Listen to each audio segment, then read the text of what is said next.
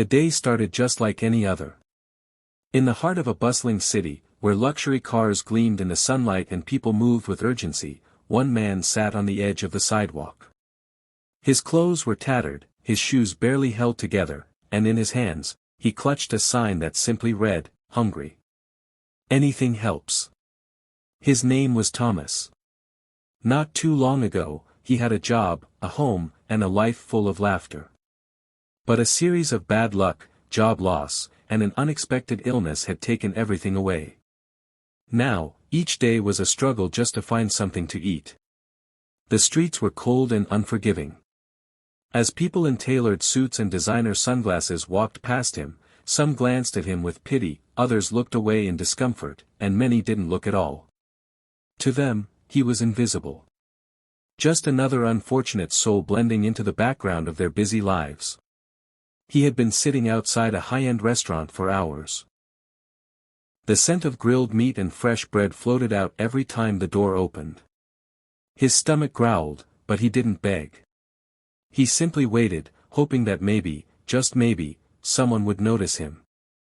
Then came a man in a suit, talking loudly on his phone. He accidentally kicked Thomas's cup as he walked by, spilling the few coins that had been dropped in. Thomas scrambled to pick them up, but the man didn't stop or even turn around. Just kept walking.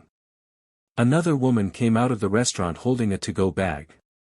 She looked at Thomas briefly, then tossed the bag into the trash right beside him.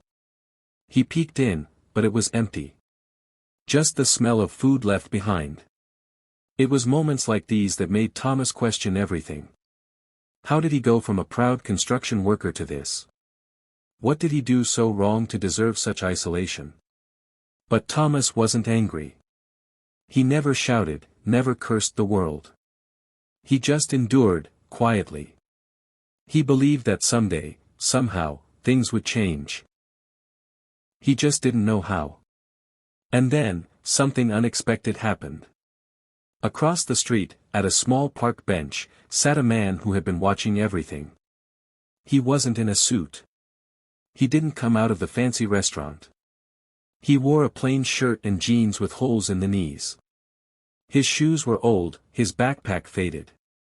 His name was Elijah. Elijah didn't have much. In fact, he lived in a shelter downtown. Every morning, he walked to the same corner with a small sign that said, "We'll work for food." But unlike many, Elijah never walked past those in pain. Because he knew it himself.